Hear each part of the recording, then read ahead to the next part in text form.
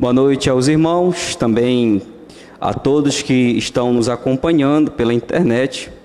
Que Deus abençoe a vida de cada um dos irmãos e amigos e aqueles que também hão de acompanhar esta mensagem, este culto. Irmãos, quando nós falhamos no mundo, não existe perdão. Não recebemos outra oportunidade de recomeçar. E muitos, inclusive, utilizam uma frase assim: errar é humano, mas persistir no erro... E quem disse que nós não persistimos no erro? Nós continuamos a errar. Depois que cometemos uma falha, parece que a gente nunca mais comete de novo. E cometemos. Somos pecadores por natureza. E o mundo não perdoa. Mas como seria bom se recebêssemos uma nova oportunidade de recomeçar? Às vezes nós ouvimos também isso muito em relacionamentos. Me dá uma chance, me deixa recomeçar de novo, vou fazer diferente agora. Raras vezes é possível dar uma chance. Tais foram as tentativas de recomeçar. Também, irmãos, se nós olhássemos, e amigos, para nós, no momento atual da humanidade, o que você diria? Recebemos ou não uma nova oportunidade? Podemos ou não recomeçar? A grande pergunta é: quem nos deu uma nova oportunidade?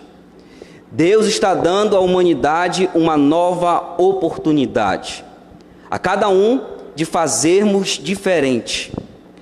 Mas isso só será diferente se fizermos uma coisa: entregarmos a vida e tudo ao Senhor Jesus Cristo, pois só nele há um verdadeiro recomeço. Mas sabe, diante do atual cenário, 645 mil pessoas no mundo hoje não puderam recomeçar, não tiveram oportunidade. Sabe por quê? Porque nem sempre poderemos buscar Jesus. Nem sempre isso será possível. O próprio profeta Isaías disse isso: busque o Senhor enquanto se pode achar. Busque-o enquanto está perto. Eis que cada um de nós temos agora uma oportunidade. E o que nós faremos com essa oportunidade? É por isso, irmãos, que vamos meditar nessa noite no texto de Neemias, que estamos estudando este livro aos domingos, capítulo 7, e vamos hoje ler a partir do versículo 5. Hoje vamos até o versículo 69. Neemias, não vamos ler tudo hoje, logicamente, né? Mas vamos estudar todo este texto aí. Neemias, capítulo 5, capítulo 7, melhor dizendo, dos versículos 5 a 69. Alguém vai dizer: pastor, tudo isso de versículo, né? Vamos ficar aqui até ano que vem, né? Mas vamos estudar esse texto aí de Neemias, capítulo 7, dos versículos 5, e deixa aberto aí até o versículo 69. Vamos ler aí. Então a palavra do Senhor diz assim, Neemias, capítulo 7, versículo 5: Então meu Deus me pôs no coração que ajuntasse os nobres, os magistrados e o povo, para registrar as genealogias. Achei o livro da genealogia dos que subiram primeiro, e nele estava escrito: são estes os filhos da província que subiram do cativeiro, dentre os exilados que Nabucodonosor, rei da Babilônia, levara para o exílio, e que voltara para Jerusalém e para Judá, cada um para a sua cidade. Os quais vieram com Zorobabel, Jesua, Neemias, Azarias, Ramaías, Namani, Mordecai, Bilzan, Miusperete, Bigvai, Neum e Baaná. Este é o número do povo de Israel. Senhor Deus Pai, obrigado pela oportunidade de louvar, Senhor, o teu santo nome e poder, ó Deus, te agradecer por tua misericórdia, que é infinita, ó Deus, que tem dado a nós, cristãos também, uma nova oportunidade, um recomeço, diante de tudo que enfrentamos. Para quê, ó Deus? Para entendermos a nossa herança e a nossa vocação diante de Ti. Para cumprirmos, ó Deus, o Teu chamado. Para sermos adoradores reais do Senhor e cumprirmos a missão dada a cada um de nós. Nos ajude nessa noite a entender a Tua palavra. Que ela venha nos despertar, ó Deus, para entendermos quem nós somos. Por que estamos aqui? Para quê? Que o Teu Santo Espírito, Pai amado, portanto, abra os nossos corações para entendermos que há uma oportunidade de recomeçar, diferente, ó Deus, de fazermos aquilo que agrada ao Senhor. É isso que nós te pedimos, em nome de Cristo oramos a Ti. Amém. A boa mão de Deus concede um recomeço. Conheceremos nessa noite, irmãos, alguns grupos que Deus concedeu a oportunidade do recomeço. Como falamos, o tema deste livro é a boa mão do Senhor, Yahweh, que age por causa da aliança eterna com o seu povo. Embora o livro tenha um personagem que é Neemias, nós sabemos, irmãos, que do início ao fim Deus está agindo. Ele é o personagem principal deste livro. E aí, irmãos, para entendermos esse texto aqui de hoje, precisamos relembrar alguns dados importantes para entendermos o texto de hoje. O povo de Judá, vocês lembram disso, por desobediência a Deus, eles foram disciplinados. E Deus então utilizou como vara de disciplina um povo, a Babilônia, a ímpia Babilônia. Nabucodonosor entrou 3 vezes em Jerusalém e a destruiu completamente. E então também levou cativo o povo de Judá. E lá ficaram por 70 anos. Algumas pessoas ficaram ali, numa situação muito difícil, é verdade. Irmãos, por misericórdia de Deus, ao término dos 70 anos, Deus levanta Ciro para ajudar a Judá. E aí então ele faz com que o povo retorne. E o primeiro retorno do povo vem com Zorobabel. Zorobabel é uma pessoa influente ali. E no ano 538 a.C. ele volta, trazendo com ele cerca de 50.000 pessoas.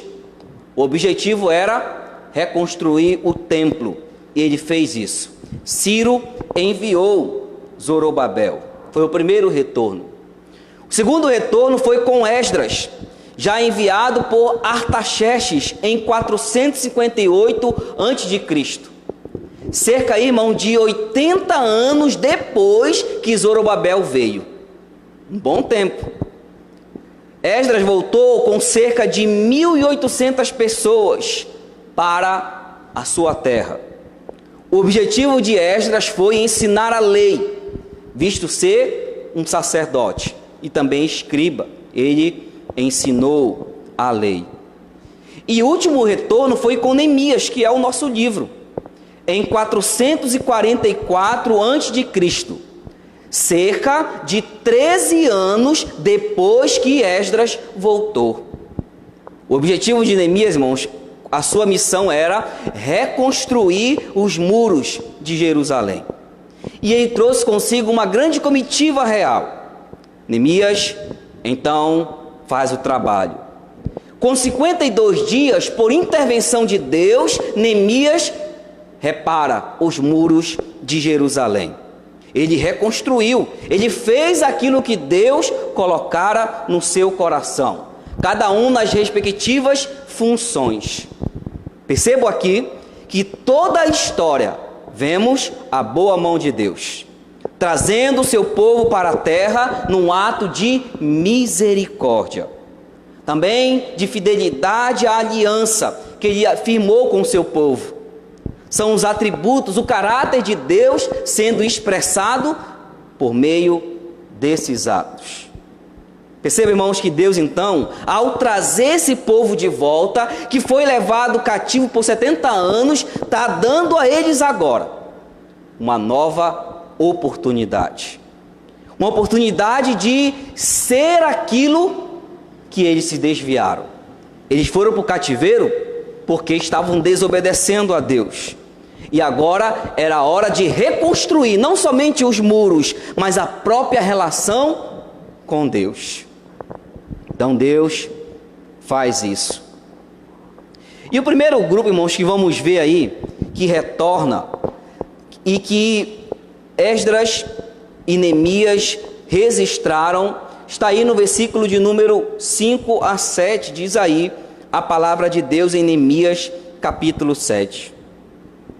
Então, meu Deus, me pôs no coração que ajuntasse os nobres, os magistrados e o povo para registrar as genealogias. Perceba aqui que em todas as ações de Deus, de Neemias, melhor dizendo, podemos ver Deus conduzindo e levantando Neemias. Neemias vai, irmão, registrar aqui todos aqueles que vieram.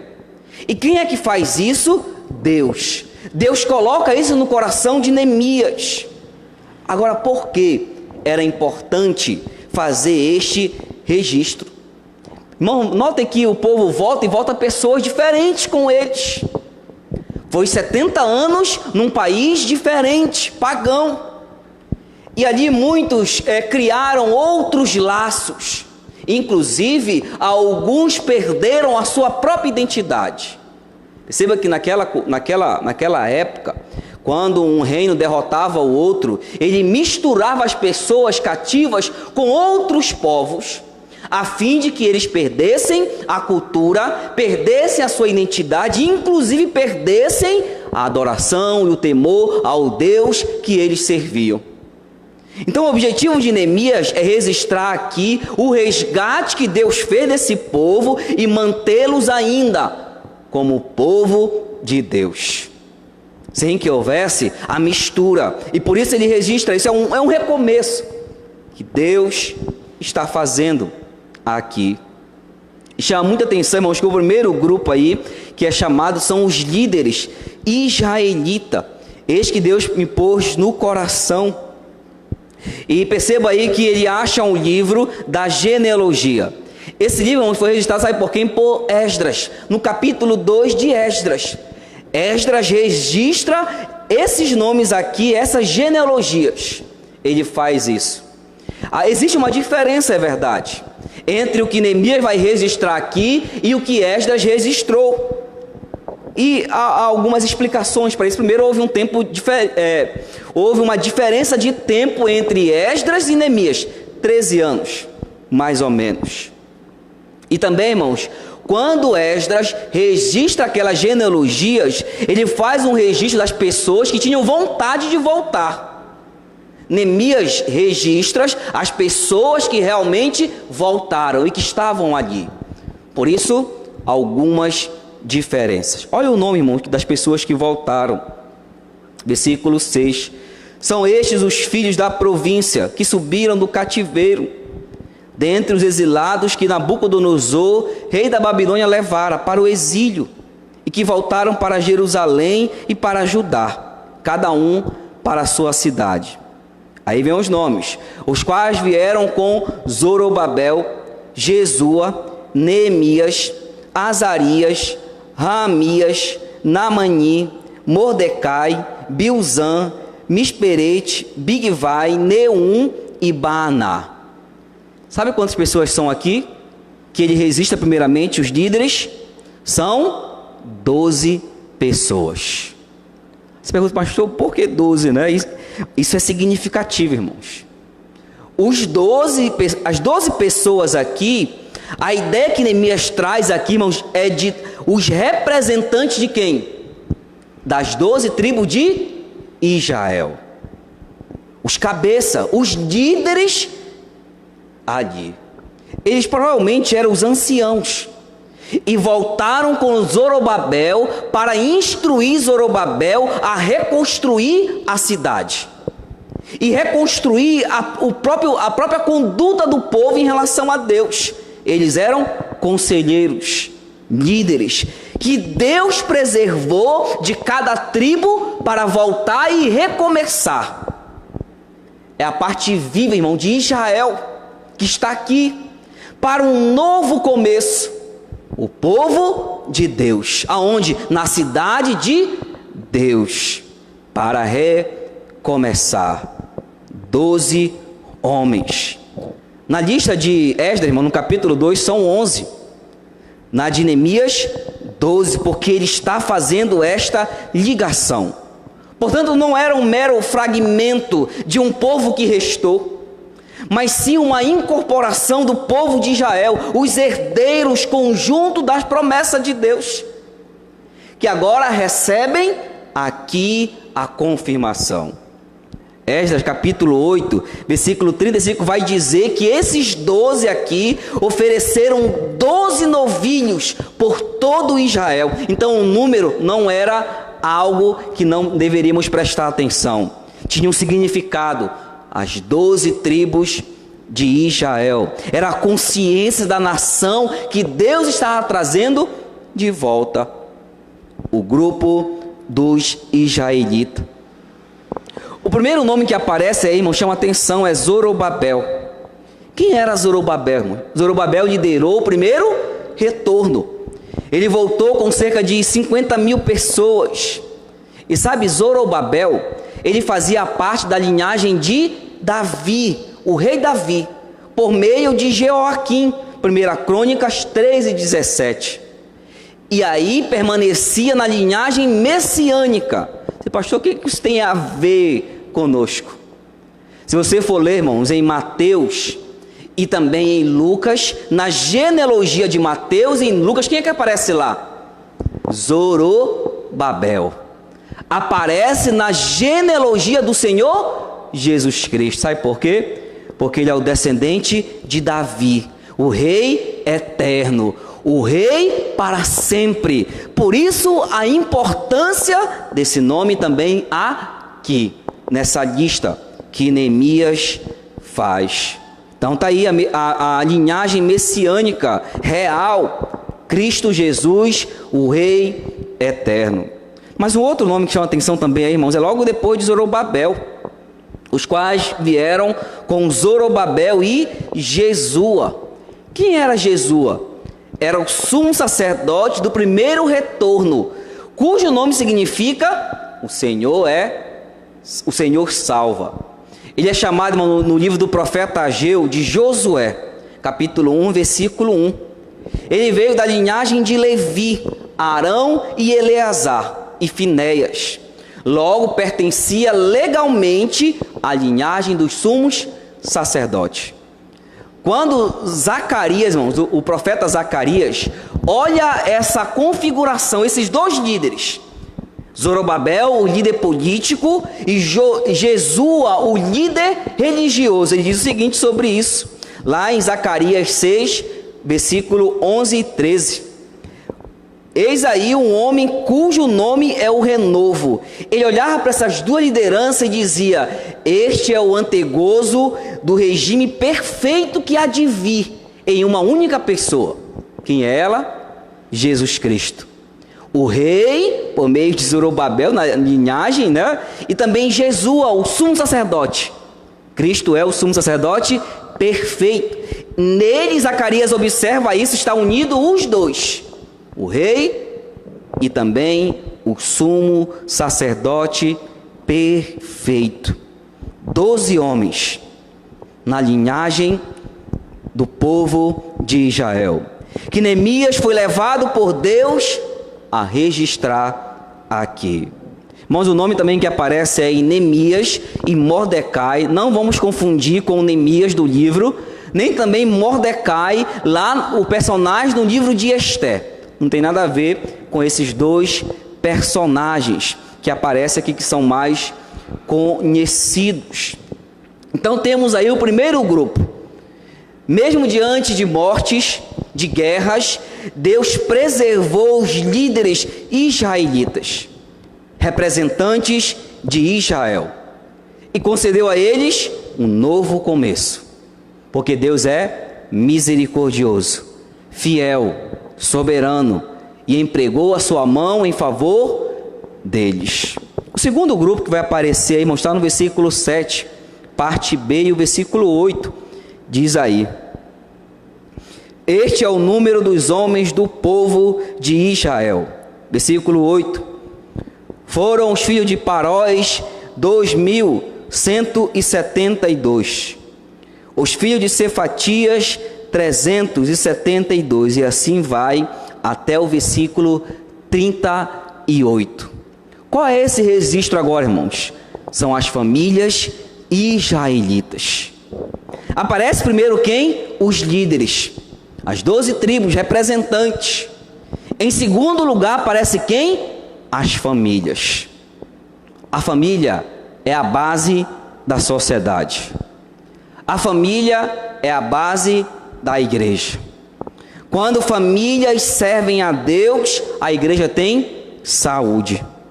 Quando famílias são cristãs, são proeminentes na sociedade, há uma sociedade diferente.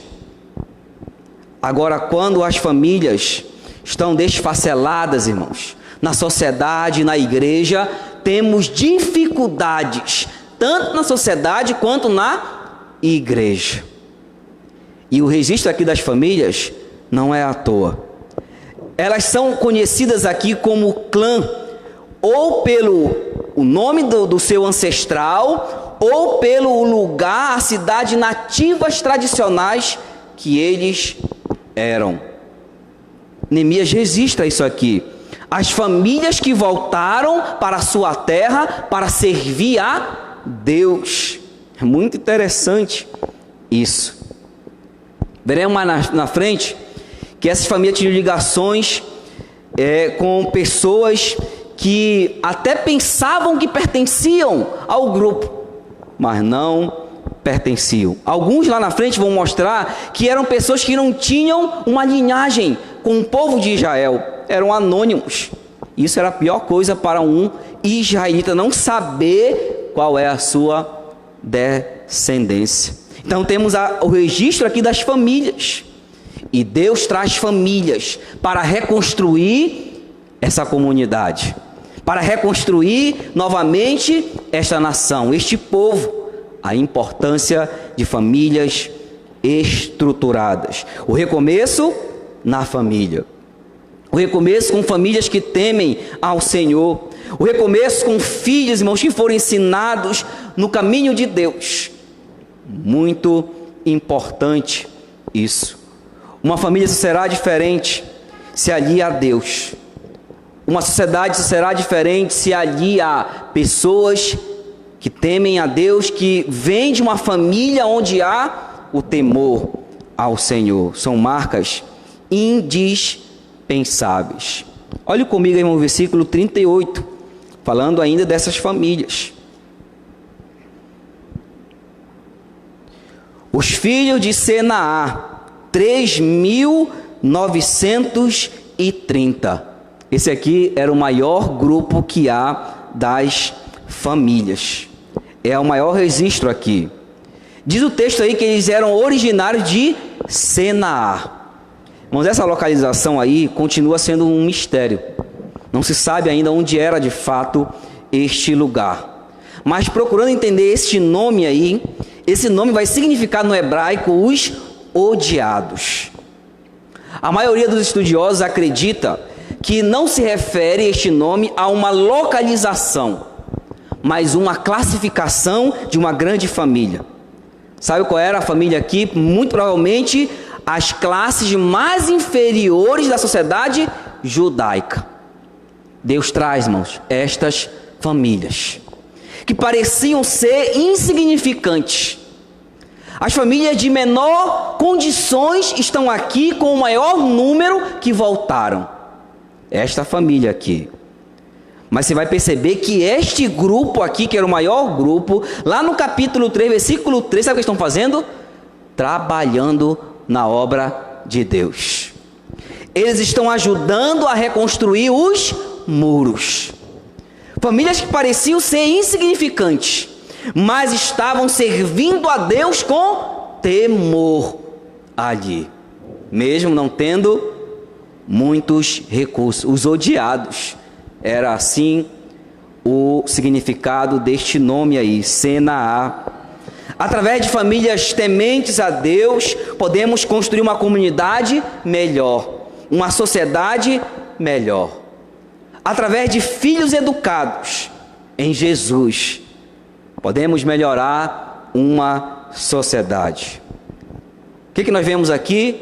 Deus preservou famílias inteiras, irmãos, e as trouxe de volta, para que elas pudessem ser a base de Judá, para que pudesse ser a base daquela nação. Famílias temente a Deus e que entendiam que Deus era tudo para elas. A boa mão de Deus concedeu às famílias uma nova oportunidade. Famílias israelitas. É o segundo grupo que Deus traz aí. O terceiro grupo, irmãos, está no versículo 39. Terceiro grupo que está nessa lista grande aí. Leiam comigo o versículo 39 de Neemias capítulo 7. Os sacerdotes, os filhos de Jedaías, da casa de Jesua, 973. Os filhos de Imé, 1052. Os filhos de Passur, 1247. Os filhos de Harim, 1017. Nós classificamos esse grupo aqui como os servidores do templo. E quem são os servidores do templo? Há 4 classes aí, irmãos. Os sacerdotes, os levitas, os servos do templo e também os servos de Salomão. Todas essas classes aí estavam envolvidos com o quê?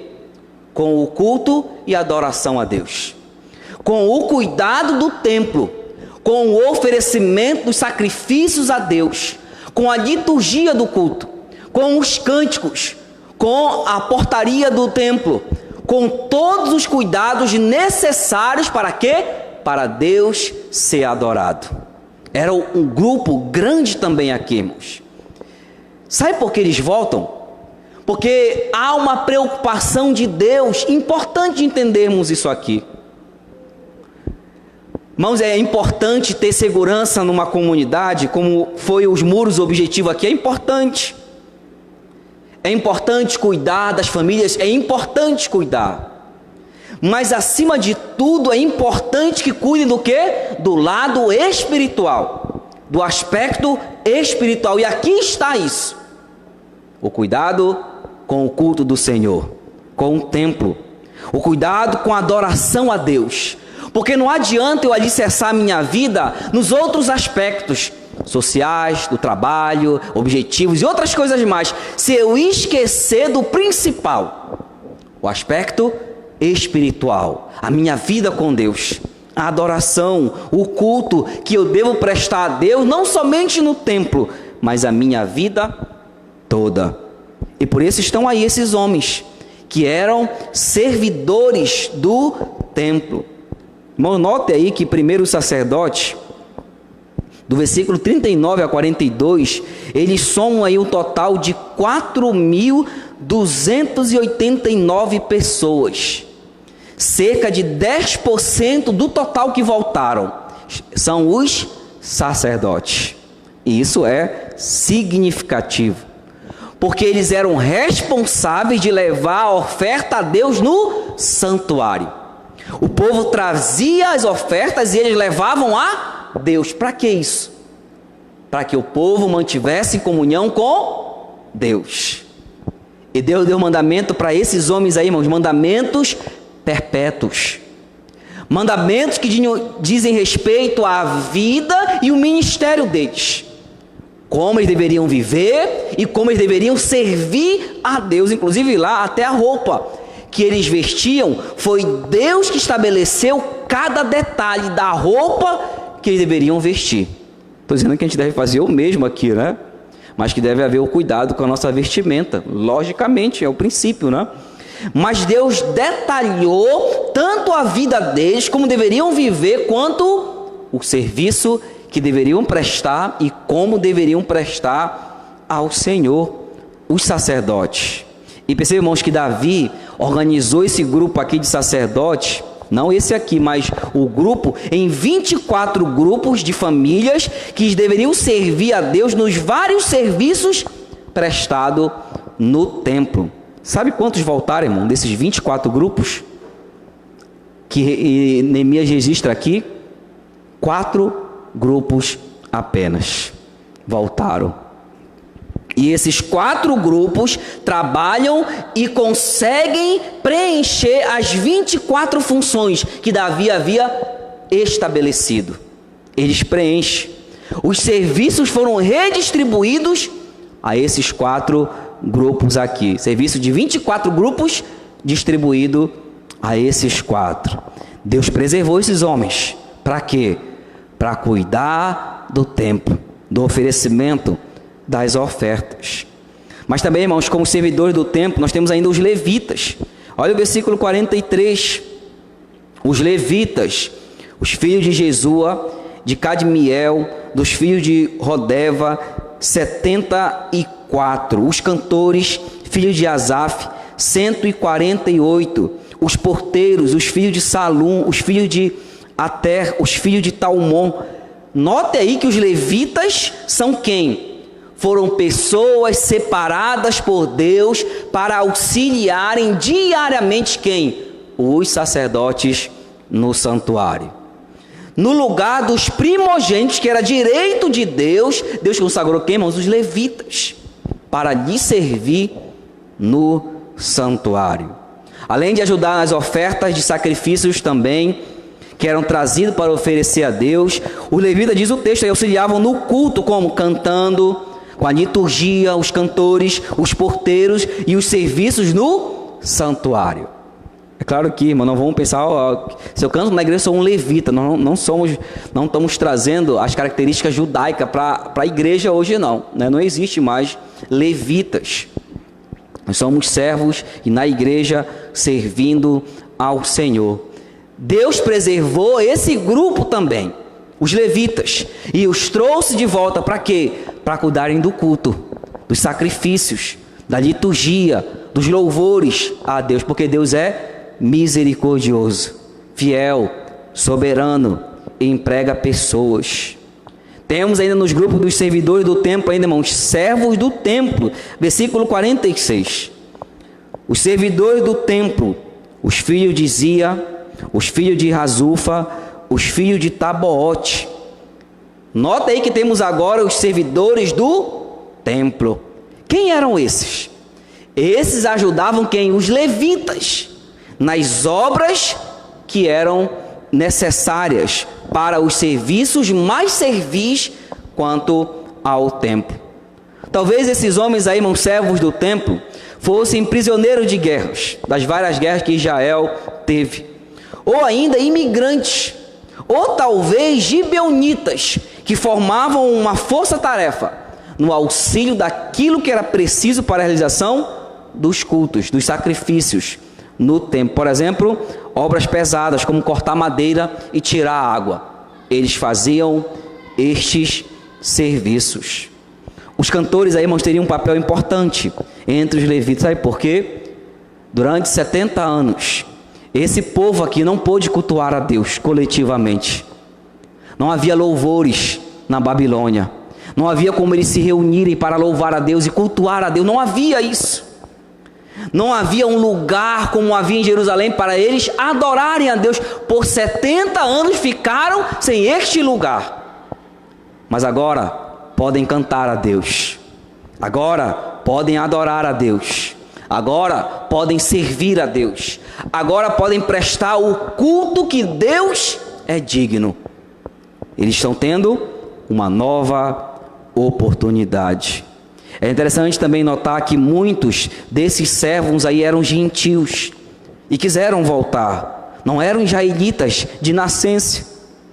Talvez tenham voltado convertidos ao único Deus verdadeiro, ao Senhor Yahweh. Também muitos deles decidiram acompanhar os seus senhores. Tal era a forma como eles eram tratados pelos seus senhores. E o último grupo, irmão, desses servidores do templo, são os servos de Salomão. Versículo 57 diz assim: os filhos dos servos de Salomão, os filhos de Sotai, os filhos de Soforete, os filhos de Perida. Temos agora uma outra classe aí dentro dos servidores do templo. Esse grupo aparece no livro de Esdras e 2 vezes aqui no livro de Neemias, sempre relacionado com os servos do templo. Provavelmente Salomão, irmãos, os tenha recrutado para serviços seculares, como por exemplo, escrever e guardar as gazelas, conforme indica o próprio nome deles: escrever e guardar gazelas, como diz no versículo 57, Soforete e Sotai. É esse o significado deste nome aqui. Deus preservou esse grupo, irmãos. Várias classes de servidores do templo: sacerdotes, levitas, servos do templo e servidores de Salomão. Deus trouxe esse grupo, consagrou este grupo para ministrar ofertas, o culto, a liturgia, os serviços do templo. Eles estão tendo uma nova oportunidade de cultuar a Deus, de adorar a Deus no templo. O templo havia sido reconstruído por Zorobabel e agora poderiam coletivamente de novo adorar. Você lembra que quando Daniel orava a Deus lá na Babilônia, como é que ele fazia? Ele abria a janela em direção aonde, irmãos? Para Jerusalém, para lembrar do templo que havia sido destruído. Tal era o coração e a saudade que havia de cultuar a Deus no local que Deus havia preparado para adorar o Senhor. E o último grupo que Deus traz de volta aí, e é muito interessante, chama atenção. O último grupo aí são os não confirmados. Olhe comigo o versículo 61. Os seguintes subiram de Tel-Melar, Tel-Rassa, Querube, Adom e Imer. Porém, não puderam provar que as suas famílias e a sua linhagem eram de Israel.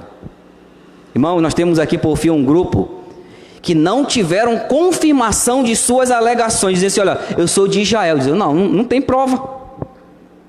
Vamos procurar nos livros aqui. Não há como provar que vocês são daqui. Não há nenhum registro, nenhuma ligação.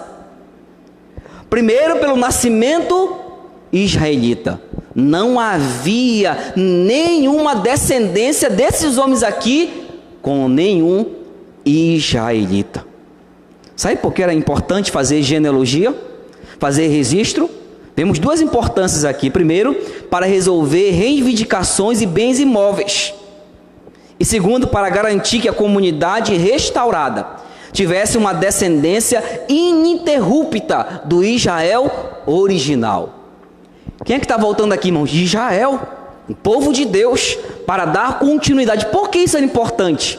Lembra, irmãos, que daqui, do livro de Neemias, há mais ou menos 4 a 5 séculos, quem vai aparecer na história? Jesus Cristo, nascido do povo judeu, da linhagem, descendente.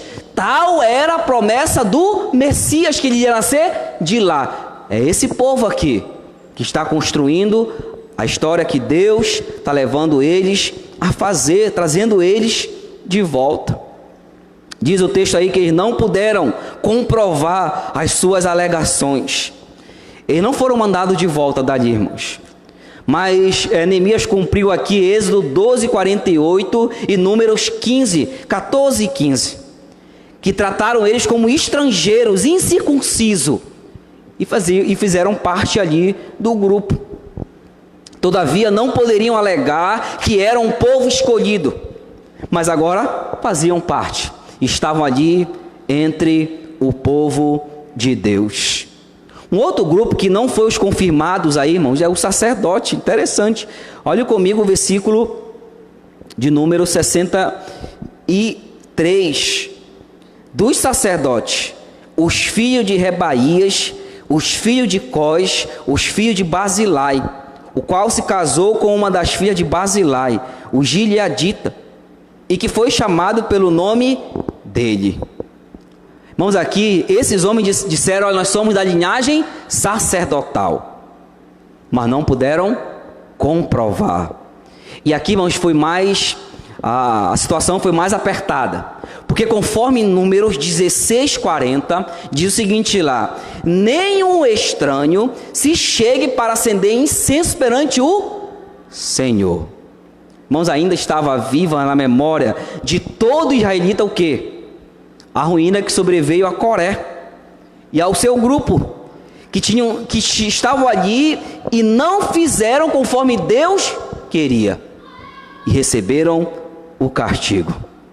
Então, Neemias não vai poder considerar esses homens como sacerdotes, porque não há como provar a alegação deles. O texto termina, irmão, no versículo 66 ao 69, falando dos totais aí. Totais de pessoas, quase 50 mil pessoas, animais que estavam registrados e que voltaram. É muito importante lembrar isso. 4 grupos voltaram. Quem foram eles? Os líderes. 12 homens, anciãos, representantes de Israel. Quem foi o segundo grupo? As famílias. As famílias Deus trouxe de volta para construir a comunidade, baseado em famílias, o povo de Deus. Terceiro grupo voltou quem? Os servidores do templo, sacerdotes, levitas, servos do templo e servos de Salomão. E o quarto grupo que voltou quem foi? Os que não podiam confirmar a sua alegação. E pastor, o que isso tem a ver conosco?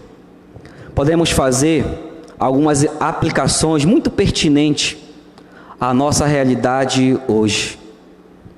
Muitas pessoas, irmãos, quando a pandemia estava no auge do seu pico, muitas pessoas estavam apavoradas. E eu penso, até de forma apropriada, que muitas pessoas, creio eu, fizeram diversos votos com Deus. Talvez orando, dizendo assim para Deus: Senhor, se tu me deixar vivo, se eu não morrer nessa pandemia, eu tenho certeza que eu nunca mais vou faltar ao culto. Eu nunca mais vou deixar de te servir. Eu vou te amar. Eu vou trazer a minha família para ti. E etc. Talvez muitos fizeram este voto no auge da pandemia. Muitas pessoas, irmão, no mundo hoje temos cerca de 16 milhões de contaminados, até hoje. 9 milhões no mundo se recuperaram e tiveram uma nova oportunidade. 9 milhões. Porém, cerca de 645 mil pessoas no mundo não tiveram mais oportunidades. Irmãos, muitas pessoas perderam famílias. Eu conheço pessoas que perderam pai e mãe ao mesmo tempo com essa pandemia. Perderam filhos, perderam pessoas nesta família.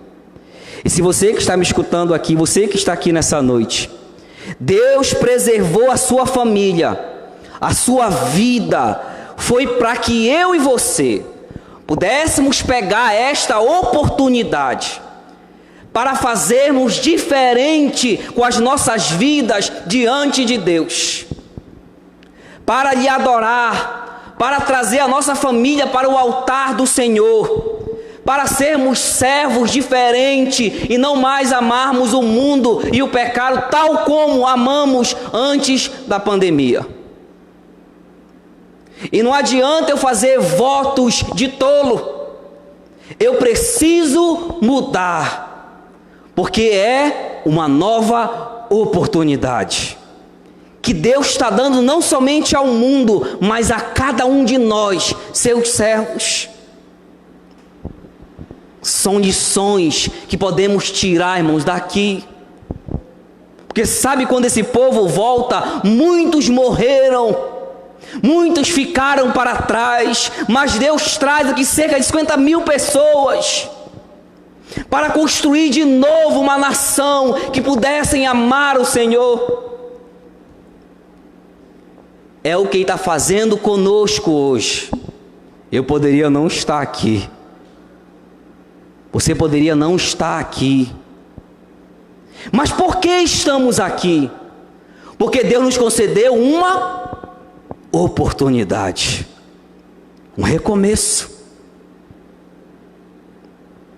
para fazermos diferente, para sermos fiéis ao Senhor, para podermos cultuar a Deus, sermos fiéis e não fazer votos que não podemos cumprir. Foi por isso que Deus nos preservou. Para que Deus preservou um povo na igreja? Para muitos, nós podemos dizer, irmãos, que o medo que vivenciamos, inclusive para alguns, as perdas que tiveram, de entes queridos, de emprego, de sustento de vida, não será capaz de mudar os seus corações. Porque não adianta apenas força de vontade, é preciso uma entrega ao Senhor Jesus Cristo. Não adianta. Ouvi uma frase, mano, que dizia assim, olha, e tá rolando essa frase da internet aí. Sabe o que vai mudar nas pessoas depois da pandemia? Nada. Nada. Porque não é apenas, é consentimento intelectual. São atitudes e ações que eu preciso me arrepender e dizer, Senhor, muda a minha vida, perdoa os meus erros, eu falho, é verdade, mas Senhor, me dê uma vida agora para poder te servir e me ajuda a ser esse servo. Uma nova oportunidade. Eu sei que vai passar daqui a alguns meses e anos, vai vir a vacina e tudo vai parecer voltar à normalidade. E tudo aquilo que tínhamos no coração de amar a Deus, de servir, de vir para a igreja, de ser um instrumento em suas mãos, vai passar. Tal como foi o que a gente desliga a gás.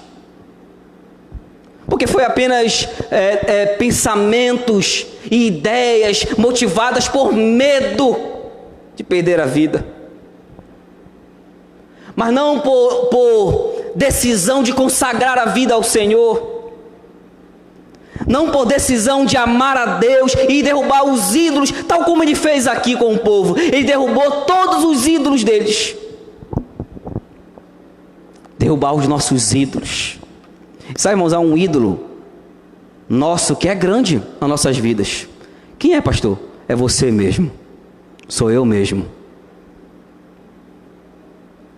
Os maiores ídolos que nós temos somos nós mesmos. Porque nós fazemos o que nós queremos e dizemos ser servo de Deus, quanto que o servo deveria viver para o Senhor, para satisfazer a vontade de Deus. Meu amado irmão, ore pela sua família. Se Deus preservou a sua família, cadê a sua família no altar de Deus? Cadê a sua família lá no altar, na sua casa, você orando a Deus e buscando, Senhor, o Senhor me deu, me preservou uma família para te servir, te amar. Irmãos, muitos afirmaram, eu sei que isso vai ser difícil de receber o que eu vou dizer agora. Muitos afirmaram assim, quando a igreja voltar a ter cultos, eu vou ser fiel, porque me fez tanta falta os cultos na igreja. Eu sei que alguns irmãos não podem vir, alguns irmãos são de risco, eu compreendo perfeitamente isso. Os irmãos idosos e que têm dificuldades, eu compreendo perfeitamente isso. E eu não estou falando isso para esses, mas e aqueles que podem vir e não vem. Aqueles que esfriaram na fé nesse período. Aqueles que deixaram de ler a palavra, de orar, de buscar a Deus neste período. Cadê aquela vontade que havia no início? Deus tem nos dado uma nova oportunidade. Os medos, irmãos, que nós passamos, as dificuldades que enfrentamos, as perdas, deveriam me conduzir aos pés do Senhor. E dizer: Senhor, obrigado. Muda meu coração, Senhor. Me ajuda a ser um servo leal a Ti. Que não haja mais ninguém nem nada entre mim e o Senhor. Me ajuda. Deveria acontecer isso na minha vida. Eu e você deveríamos considerar que Deus nos deu uma nova oportunidade, tal como o texto que nós lemos aqui, os vários grupos, para que pudéssemos conhecer e abandonar os nossos ídolos.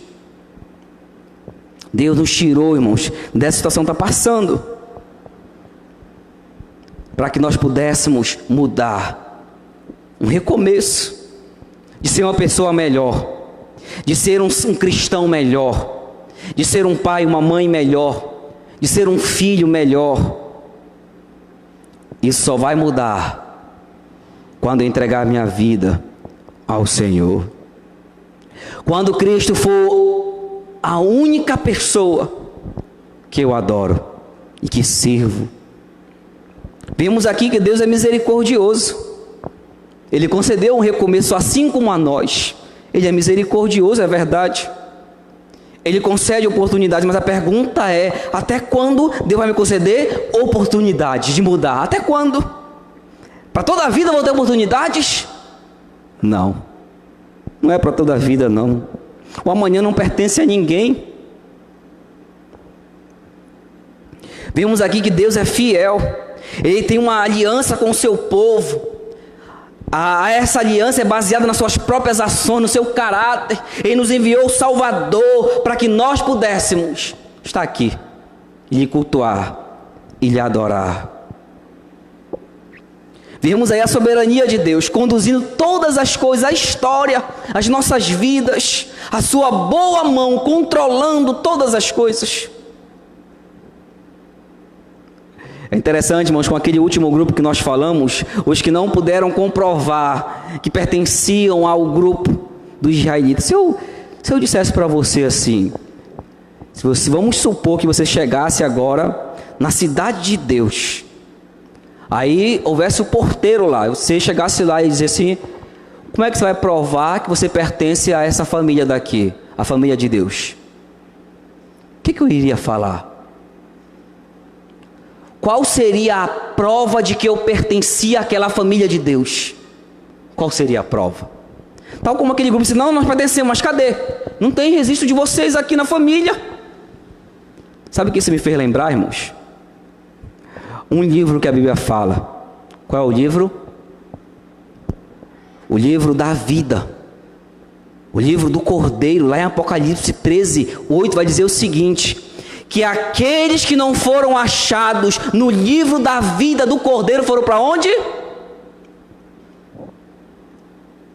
Os que não foram achados no livro da vida do Cordeiro foram para onde? Para o lago de fogo e enxofre. E aí diz lá no capítulo 20, versículo 12: os que foram achados no livro da vida, a eles está dado o reino de Deus, vão entrar. Aí a pergunta é: o seu nome está escrito no livro da vida? O meu nome está escrito no livro da vida? Não sou eu que escrevo o nome, meu nome lá. Quem escreve é Deus. Quando Cristo alcança uma vida, Deus escreve o nome lá. Mas sabe qual é a prova que alguém está escrito lá? É a conduta da sua vida.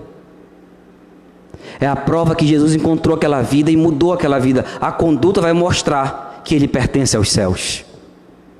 É a conduta. Se Jesus encontrou uma vida, esse nome está escrito lá, no livro da vida do Cordeiro.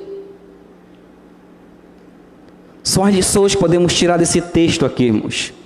Deus preservou vários grupos, lideranças, descendentes de Israel, 12 tribos. Deus preservou famílias, para servir, para construir a igreja, o grupo ali, a comunidade. Famílias servindo a Deus, é a base de uma sociedade diferente, de uma igreja saudável. Famílias. Deus preservou quem? Servos do templo, para cuidar do culto, para cuidar da adoração a Deus, dos serviços a Deus, para que todos pudéssemos cultuar ao Senhor, adorá-lo continuamente. E Deus também mostrou aí o grupo dos que não puderam comprovar a quem pertenciam.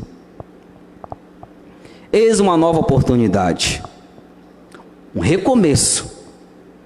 Deus nos deu hoje, com tudo que passamos, um recomeço. A boa mão de Deus concede um recomeço. Irmãos, haverão duas respostas para o que Deus nos deu. Ou nada mudará, tudo ficará do mesmo jeito, ou eu vou aproveitar para oferecer a Deus a minha vida, como Paulo fala em Romanos 12, a minha vida em sacrifício a Deus, gastar essa minha vida para Deus, servi-lo, ser um instrumento em suas mãos. De duas uma. O que você fará com essa nova oportunidade? Com este recomeço? Eu quero que você baixe sua cabeça, e você que está nos acompanhando, que você reflita no que nós ouvimos aqui. A boa mão de Deus concede um recomeço. E vemos aqui vários grupos que Deus concedeu um recomeço. O grupo dos descendentes de Israel, Deus concedeu um recomeço. As famílias, Deus concedeu um recomeço. Os servos do templo, os que estão envolvidos na adoração, no culto a Deus, os que ajudam a igreja a adorar, cada um adorando o Senhor, e os que não puderam confirmar. Cadê os líderes da igreja? Cadê os servos? Cadê as famílias na igreja?